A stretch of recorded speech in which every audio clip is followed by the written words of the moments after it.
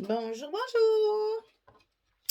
Ah, ben nous nous retrouvons. J'espère que vous allez bien, que tout se passe bien pour vous en ce mois de septembre de rentrée. Et on a donc j'ai commencé l'album The Muse de Ciao Bella et on arrive à la page numéro 4, le verso de cette page-là. Donc, je vous rappelle que les blocs, ils font 22 sur 22.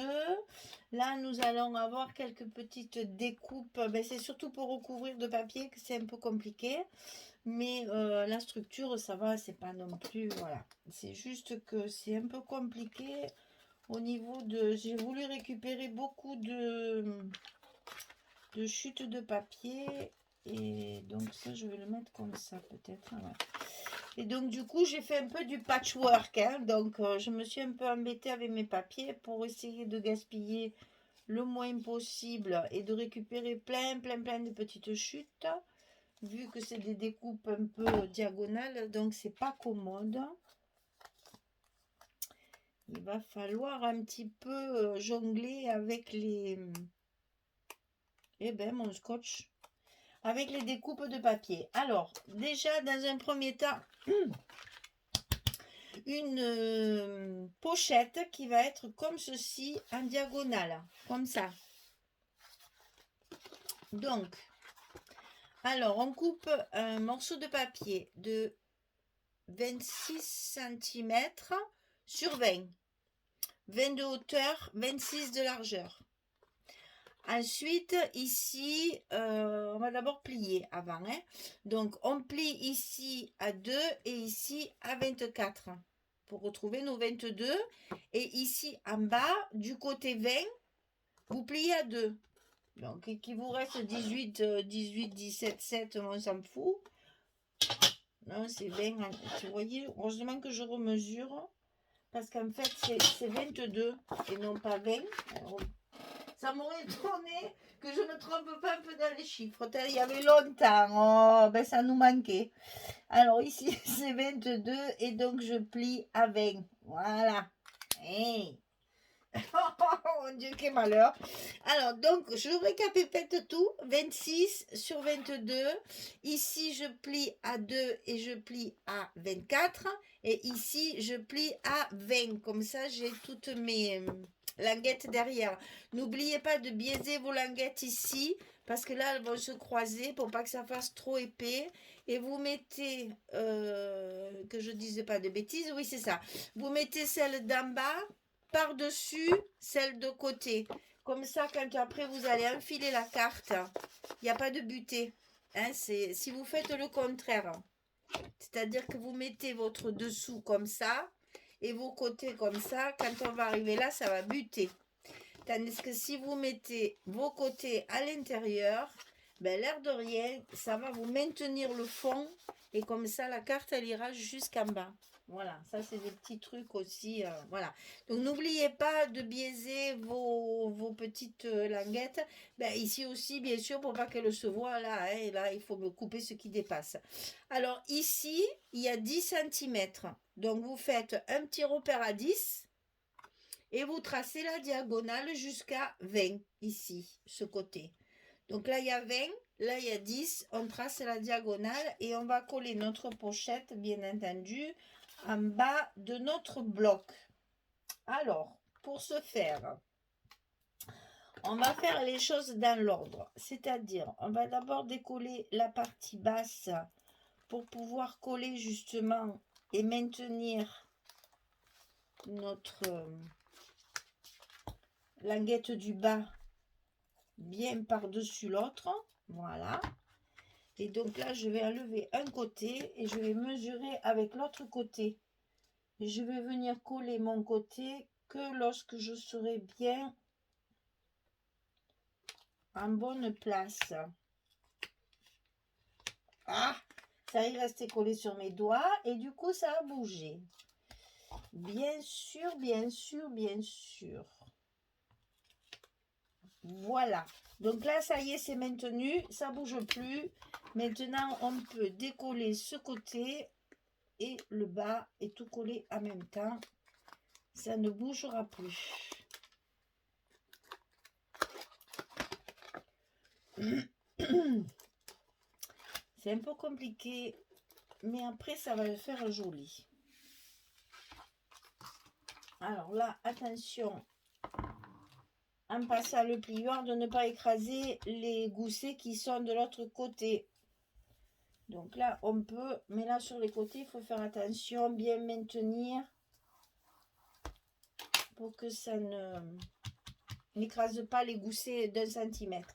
Alors ensuite, on va faire la porte d'en haut, parce qu'on va avoir comme ceci. Ça va se fermer ici et ici. Alors, on va d'abord coller ceci. Alors, en haut, 17,5 sur 20,4. Et du côté 17,5, ben décidément, j'ai oublié la petite flèche. Pour celles qui ne comprennent pas le français. Du côté 17,5, on va plier à 15 et à 15,5. Ici, le petit gousset. Donc, sur le côté 17,5, on plie à 15 et à 15,5. Et on va le coller comme ceci. Attention, ici, je n'ai pas 22.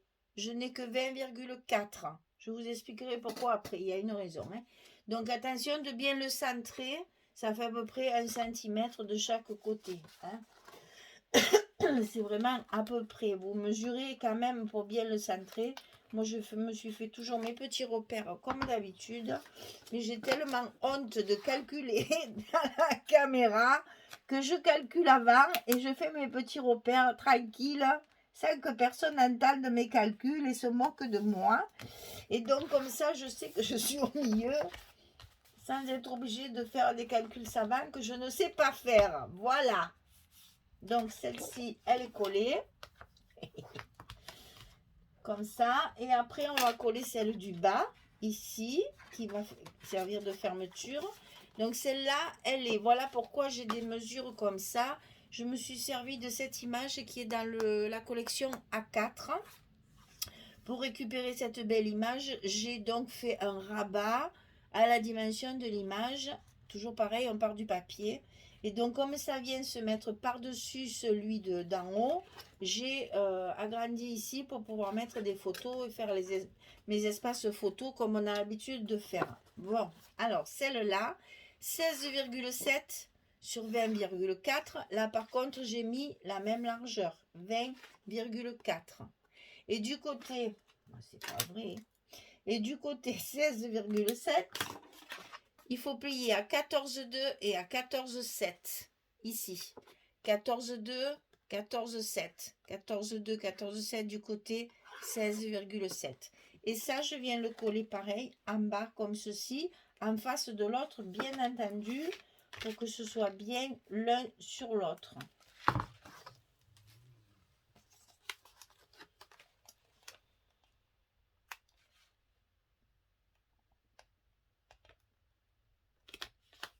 Attention, parce que c'est ça qui va nous servir de fermeture. Et qui donc, faut qu'il soit bien ajusté à l'autre pour pouvoir faire la fermeture. Alors, avant de fermer, il y a un autre petit module à coller là. Donc, sur cette grande pochette ici, j'ai fait une autre petite pochette ici qu'on va mettre dans l'angle comme ceci. En bas de notre grande pochette et sur ça, c'est pour ça qu'on l'a collé avant. Donc là, pour pouvoir y mettre des tags, des petites cartes journaling, etc., etc., j'ai rajouté ce petit bout pour que ça ne fasse pas un gros espace comme ça. Et puis, ça rajoute un petit peu de fantaisie. Alors, celle-là, elle fait 19 cm sur 7. Du côté 19, on va plier à 17 ici. C'est juste la languette.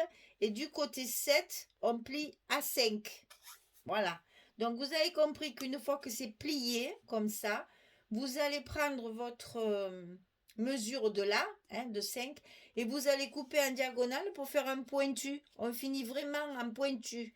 Il n'y a pas de dimension. Vous allez jusqu'au bout. Une fois que vos languettes sont pliées comme ceci et comme cela, c'est pour ça qu'elles sont coupées ici.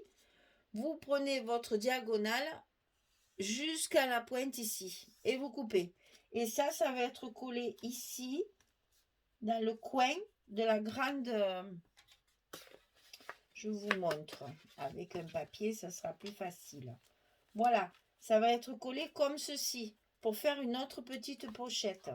Donc attention au collage, de bien être dans le coin et de bien être en bas parce que il faut que ça soit bien aligné à la fois sur le côté ici, bien sûr, sur la tranche ici, mais à la fois ici sur le bas de votre pli. Donc, périlleux.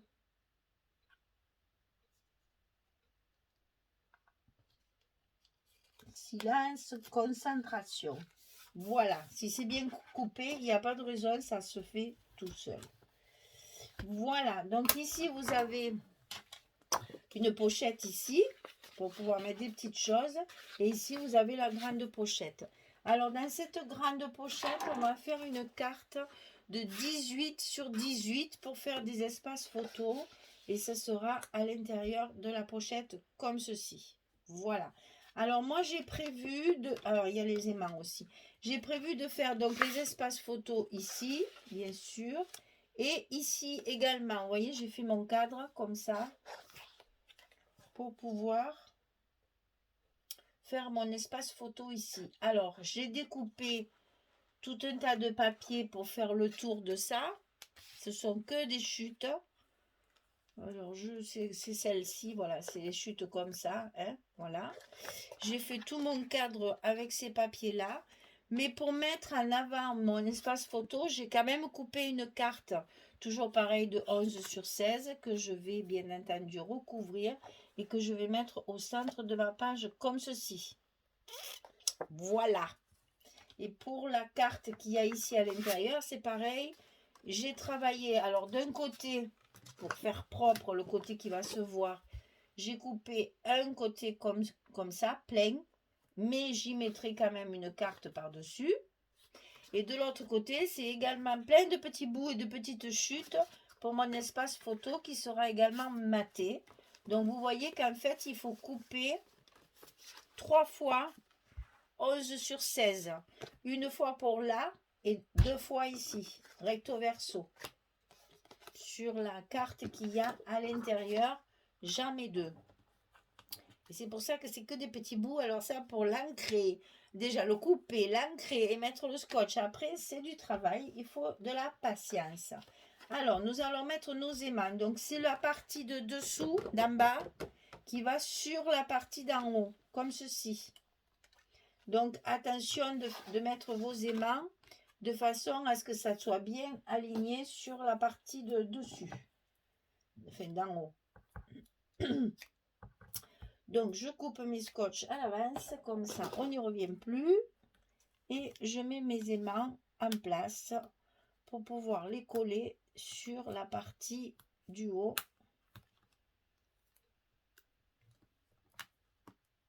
Hop, hop, hop.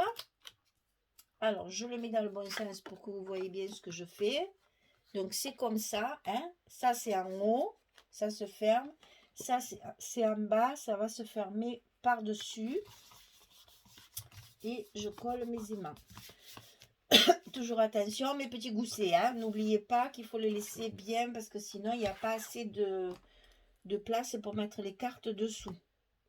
Et bien entendu, je passe toujours un petit coup de plioir pour bien appuyer sur mes scotch. Et voilà, la page elle est fermée. Donc ça c'est la page numéro 4, le bloc numéro 2. Donc je recouvre tout ça et puis je reviens vers vous pour vous montrer justement les espaces photos, comment j'ai fait pour recouvrir de papier sans trop gaspiller puisque chaque fois j'utilise à peu près. À chaque page, j'ai 3 feuilles 30-30, à peu près. J'ai souvent des chutes que je garde justement pour faire ce genre de petites découpes là où elle s'amuse beaucoup pour faire ces trucs là. Mais bon, en principe, il y a 3 pages, il y a 3 feuilles 30-30 par page. Allez, je recouvre tout ça et je reviens vers vous. À tout de suite. Voilà, j'ai terminé. Ben, armez-vous de patience parce que les découpes sont assez complexes et il faut être très, très, très attentif pour ne pas se coller de travers. Alors, ça s'ouvre donc comme ceci, la grande pochette avec la carte et la petite pochette ici où je vais pouvoir mettre des tags et des petites images. Alors, que je vous explique. Enfin, moi perso, j'adore, j'aime beaucoup le rappel ici.